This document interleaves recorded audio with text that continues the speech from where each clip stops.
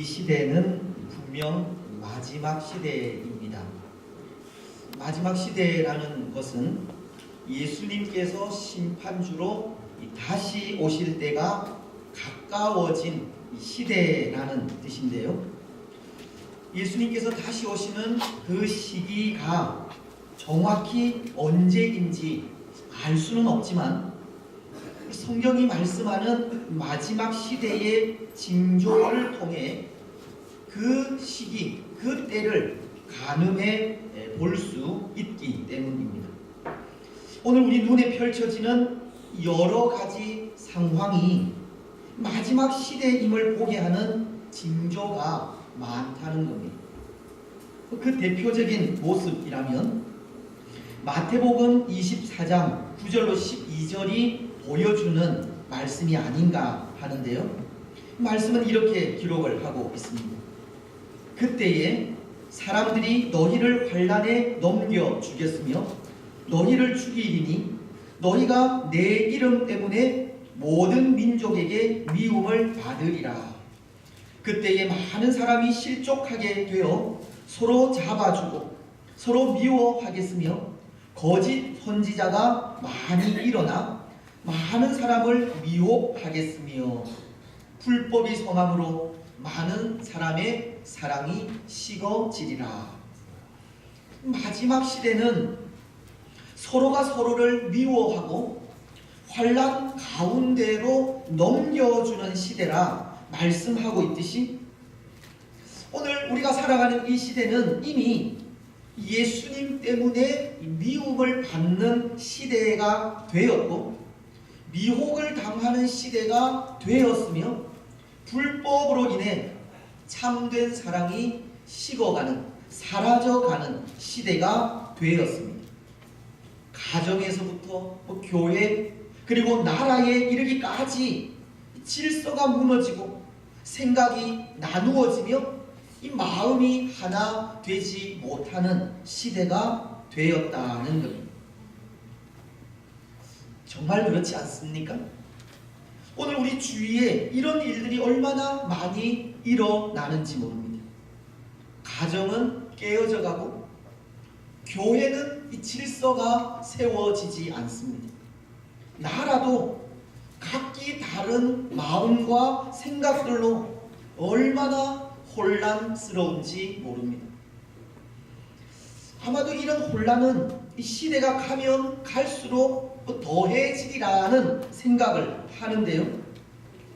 이러한 일은 마치 사사시대에 이스라엘의 왕이 없으므로 사람이 각기 자기 소견에 옳은 대로 행하였더라라고 하는 그 말씀처럼 사람들이 하나님을 떠나 자기 생각에 옳은 대로 행하기 때문이 아닌가 합니다.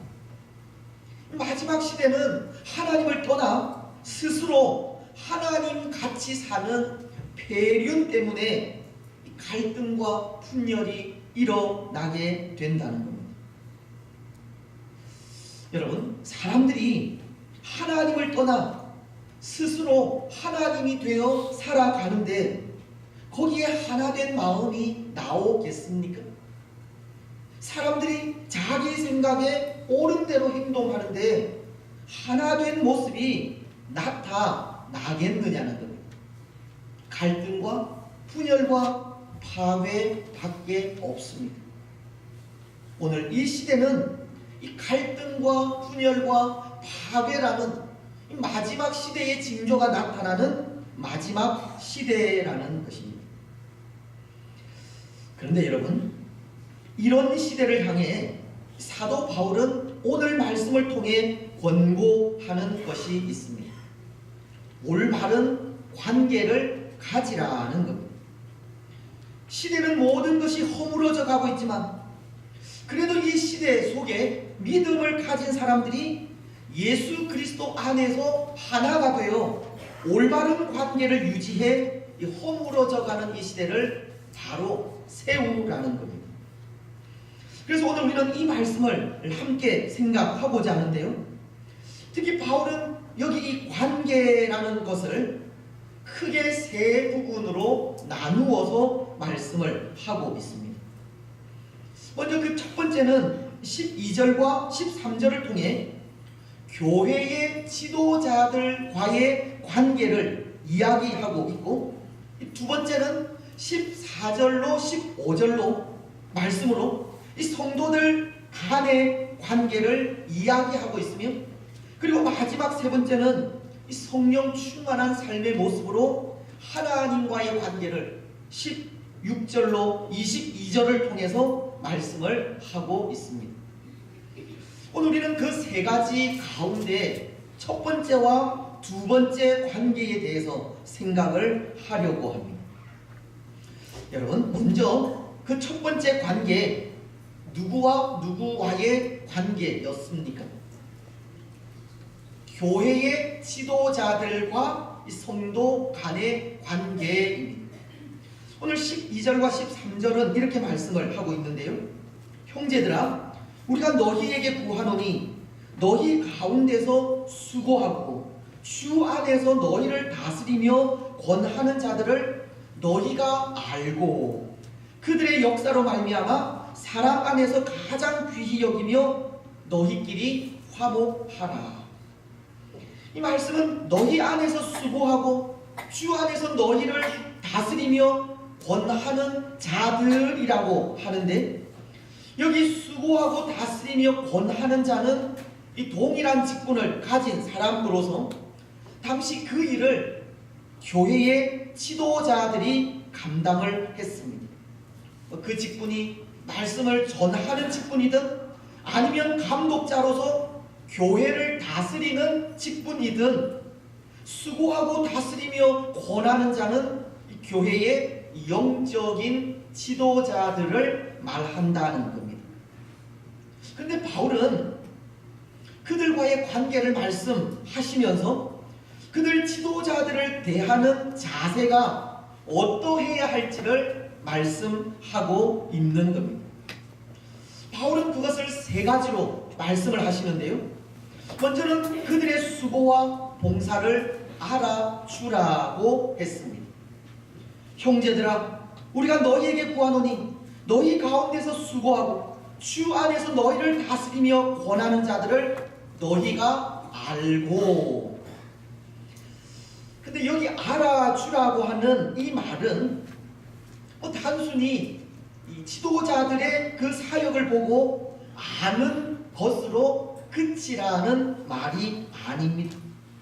이 말 속에는 흠모하고 존경하라고 하는 뜻이 포함되어 있습니다. 바울은 영적인 지도자들의 수고와 봉사를 보면서 그 마음을 이해하고 나아가서는 흠모하고 존경하라는 겁니다. 왜냐하면 교회 지도자들의 수고는 영혼 구원을 위한 수고이기 때문입니다. 성도들이 누릴 영원한 생명을 위한 수고이기 때문입니다. 그래서 바울은 보십시오. 성도들을 향한 그 자신의 수고에 대해서 고백하는 것이 갈라디아서 4장 19절을 통해 이렇게 말씀을 하십니다. 나의 자녀들아, 너희 속에 그리스도의 형상을 이루기까지 다시 너희를 위하여 계산하는 수고를 하노니. 바울은 성도들을 위한 자신의 그 수고를 계산하는 수고라고 합니다. 성도들이 그리스도의 형상을 담기까지 거기에 쏟는 그 수고가 아이를 낳는 것과 같은 그런 고통을 감내한다는 그런 고백입니다. 아마도 여기 계시는 우리 어머니들은 이 해산의 수고가 어떤 것인지 잘 아실 텐데요.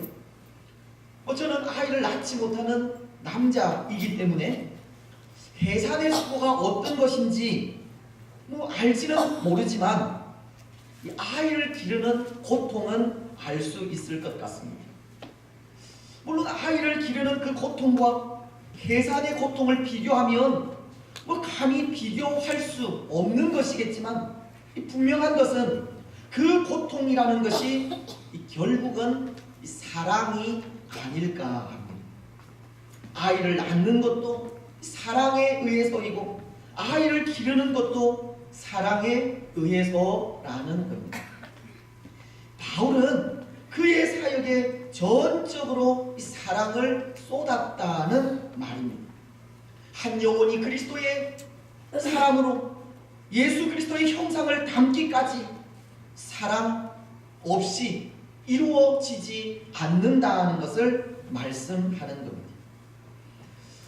그렇습니다. 그래서 여러분, 만약에 이 주의 일에, 주의 사역에 사랑이 담겨 있지 않다 생각해 보십시오. 사랑 없이 성도들을 돌아보고, 사랑 없이 주의 말씀을 전하며, 사랑 없이 기도하며 사역한다 생각해 보십시오. 사랑 없이 행하는 그 일이 어떤 결과가 나타나겠습니까? 사랑 없는 그 일에 어떤 열매가 나타나겠느냐는 겁니다. 그것은 그만큼 역사하는 힘이 적을 수밖에 없습니다. 수고의 열매가 풍성하게 나타나지 않습니다. 때로 이 경건의 모양이 아무 소용이 없듯이 사랑 없이 수고하는 일에도 경건의 모양만 가진 것과 같습니다. 아무 소용이 없다는 뜻입니다. 물론 사도 바울은 이 빌립보서 1장 18절을 통해 자신을 시기하며 복음을 전하는 자들을 바라보면서 그러면 무엇이냐? 거칠애로 하나? 참으로 하나? 무슨 방도로 하든지 전파되는 것은 그리스도니 이로써 나는 기뻐하고 또한 기뻐하노라. 그런 말씀을 하기도 했지만, 그래서 사랑 없는 사역에도 기뻐한다고 하는 그런 말씀을 하기도 했지만, 사랑 없는 말씀 전파, 사랑 없는 기도, 사랑 없는 수고와 봉사는 한 영혼을 살리는 것이 아니라 죽이는 일이 될 수도 있습니다. 어떤 선교사님은 이런 말씀을 하셨는데요. 선교지를 위해서 기도나 헌금을 할 때 사랑의 마음 없이는 하지 말라는 말씀을 하셨습니다. 그것은 선교 지역을 죽이는 일과 같다고 하셨습니다. 그렇습니다. 사랑 없이 전하는 말씀, 사랑 없는 기도, 사랑 없는 수고와 봉사는 아무런 의미가 없습니다. 하지만 오늘 바울은 자신을 비롯한 이 교회 지도자들이 하나님의 사랑으로 수고하고 하나님의 사랑으로 성도들을 돌아보고 있음을 전하면서 그 수고를 알아주라고 한 겁니다. 이해하고 존경하라는 겁니다.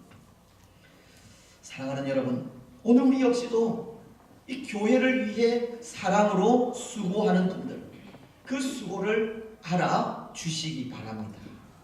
때로 교회의 지도자들, 때로 우리 아이들을 위하여 수고하는 교사들, 교회를 위해 수고하는 모든 분들, 그 수고를 알아주시고 이해해 주시고 또 위로해 주시기 바랍니다.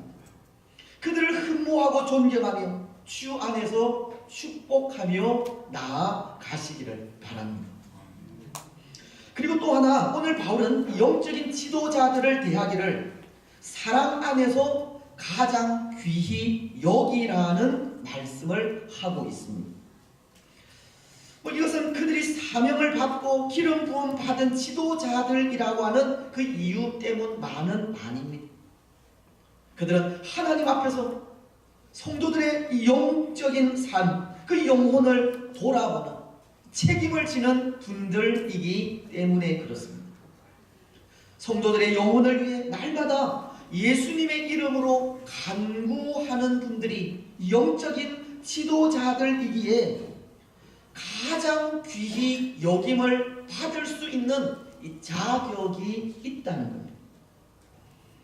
이스라엘의 지도자였던 모세는 보십시오. 그는 그의 백성들의 구원을 위한 기도를 드리기를 출애굽기 32장 32절을 통해서 이렇게 기도를 하고 있습니다. 그러나 이제 그들의 죄를 사하시옵소서. 그렇지 아니하시오면 원하건대 주께서 기록하신 책에서 내 이름을 치워버려 주옵소서. 모세는 자기 백성들을 위해 기도하기를, 백성들이 지은 그 모든 죄를 용서해 달라고, 그 죄를 용서하시지 않으시면 차라리 자신을 버려달라고, 이 백성들을 향한 무한한 책임을 나타내고 있었습니다. 사실 이런 지도자가 있다는 것이 참 복이겠지만, 또 이런 지도자들이 있을 때 어떻게 그를 귀히 여기지 않을 수 있겠습니까? 하지만 바울은 오늘 교회 지도자들이 이 성도들의 영혼을 책임지고 그들을 위해 기도하는 것만으로도 이 귀히 여김을 받을 수 있는 이 자격이 있다고 합니다. 성도들의 영혼을 책임지고 있다는 것이 그만큼 이 막중한 사명이라는 것을 가르치는 겁니다. 그래서 사람 안에서 가장 귀히 여기라고 한 것입니다. 여기 이 사람은 아가페라고 하는 단어로 이 조건 없는 사랑을 말하는데요, 영혼을 책임진 분들에 대해 조건 없는 사랑을 하라는 겁니다. 교회 지도자들에 대해서 존중히 여기고, 때로 그들을 좋아하든 좋아하지 않든 상관없이 무조건적인 사랑으로 나아가라는 겁니다. 이제 또 하나, 바울은 영적인 지도자들과의 관계를 말씀하면서 너희끼리 화목하라고 하십니다. 13절은 이렇게 말씀하시기 때문입니다. 주 안에서 너희를 다스리는 자를 너희가 알고 사랑 안에서 가장 귀히 여기며 너희끼리 화목하라. 근데 여러분, 여기 이 영적인 지도자들에 대해서 그들을 알아주고 사랑 안에서 가장 귀히 여기라고 하시면서 너희끼리 화목하라, 그렇게 말씀을 하신다면 이 말씀이 의미하는 뜻이 무엇이겠습니까? 어쩌면 이 말씀은 교회 지도자들과는 상관없이 이 성도들 간의 평화를 말씀하는 것 같기도 한데요, 이 말씀이 무엇을 의미하겠습니까? 이 말씀의 의미는 말씀을 가르치는 자들의 그 영적인 가르침에 순종하라고 하는 의미로, 말씀에 순종 없이는 화목이 이루어질 수 없다고 하는 뜻입니다. 말씀 없는 참된 평화는 없다는 겁니다.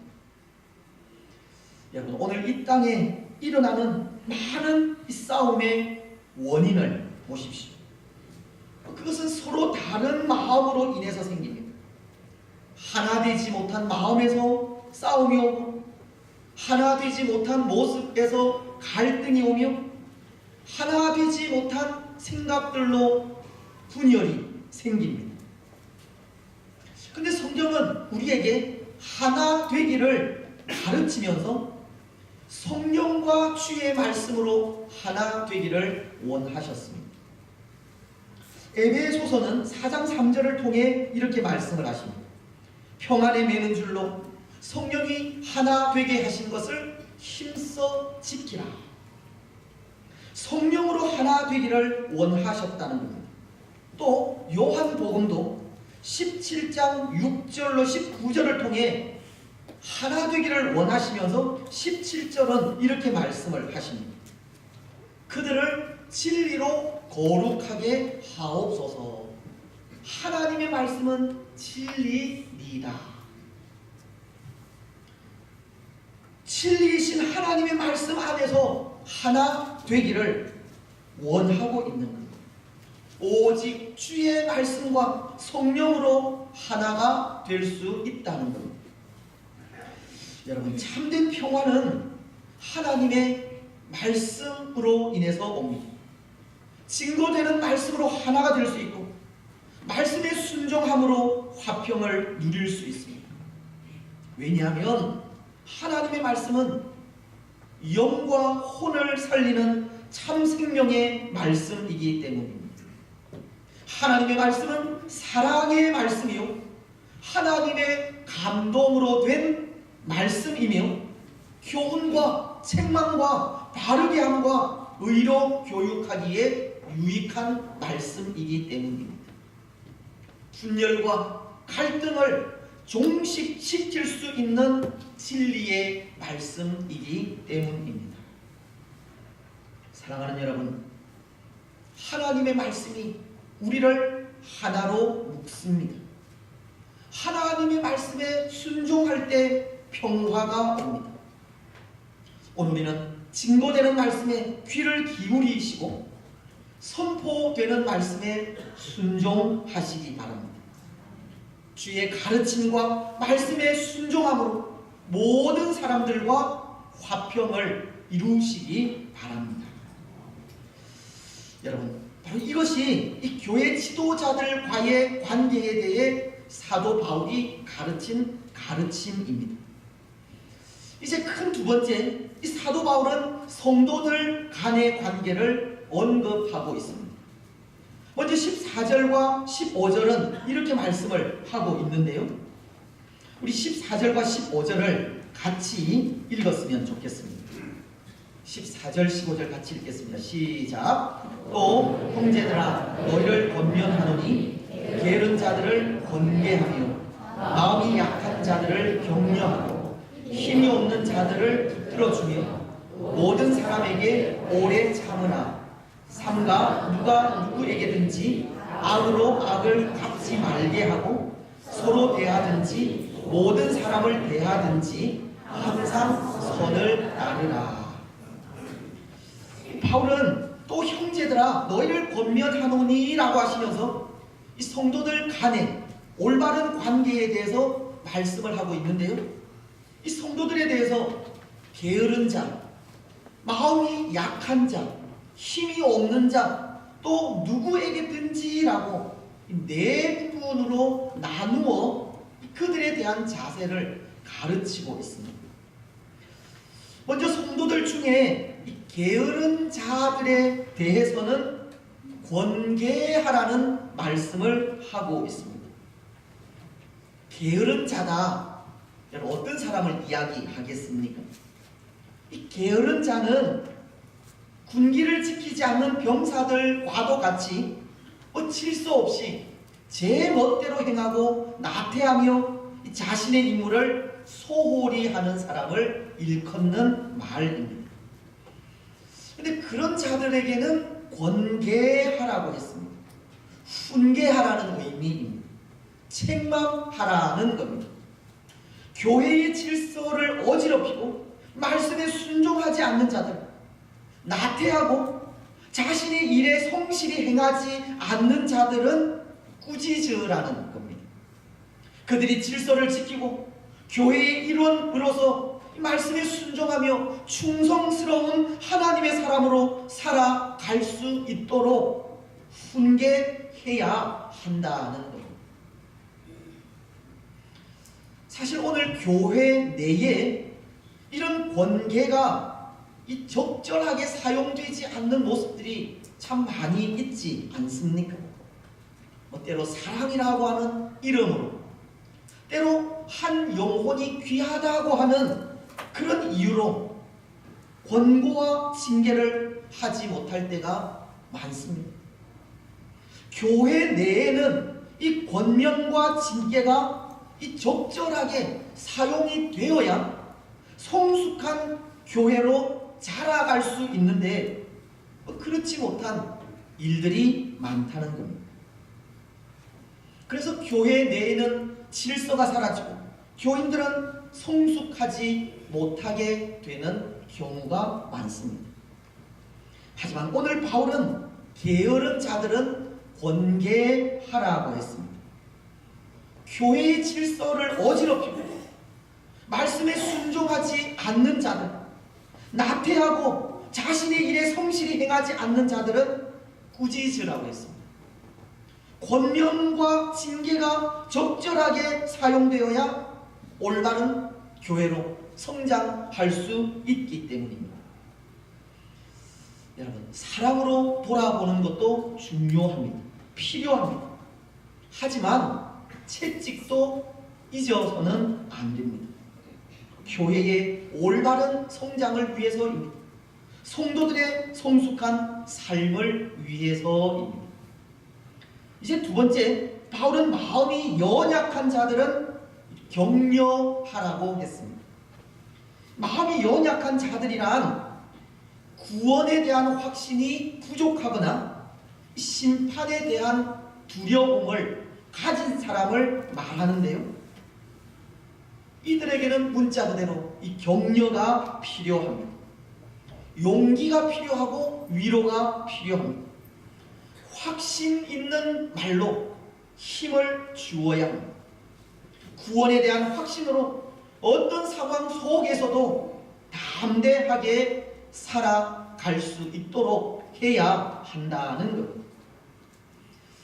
사랑하는 여러분, 오늘 우리들은 어떤 것 같습니까? 혹 오늘 우리도 이 격려가 필요한 사람들이 아닙니까? 구원의 확신이 필요한 사람들이 아니냐는 겁니다. 하나님은 분명히 말씀하십니다. 사도행전 16장 31절을 통해 주 예수를 믿으라.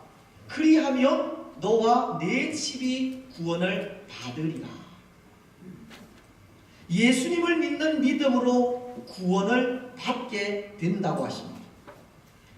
여러분, 오늘 이 말씀이 우리에게 힘이 되시고 능력이 되시기를 바랍니다. 흔들리지 않는 구원의 확신을 가지시기 바랍니다. 이제 세 번째, 힘이 없는 자들은 붙들어 주라고 하십니다. 힘이 없는 자라, 이런 사람들은 낙심하기 쉬운 사람들이고 유혹에 넘어지기 쉬운 사람들을 말하는 겁니다. 바울은 이들에 대해서 붙들어 주라고 했는데요, 영적으로 넘어지거나 쓰러지지 않도록 지켜주라고 하는 뜻입니다. 유혹 속에 흔들리지 않도록 이 버팀목이 되어 주라는 겁니다. 모르겠습니다. 오늘 혹 여러분들도 그럴지 모르겠지만 요즘 저는 이 한계를 경험하는 것이 이 급작스럽게 바뀌어가는 이 시대의 가치관에 어떻게 대처할 능력이 없다는 겁니다. 인본주의적인 삶이 이 시대를 지배하고 이제 더 이상 교회나 사회나 국가가 개인의 희생을 강요하지 못하는 이 시대의 흐름 속에 교회의 존재 이유를 어떻게 선포하며 나아가야 할지 참으로 답답할 때가 많이 있습니다.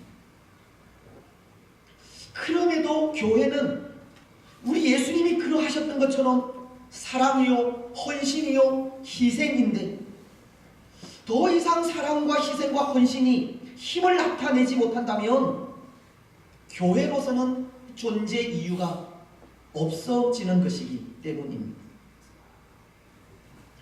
오늘 힘이 없는 자들을 붙들어 주라고 하는 이 말씀도 마찬가지입니다.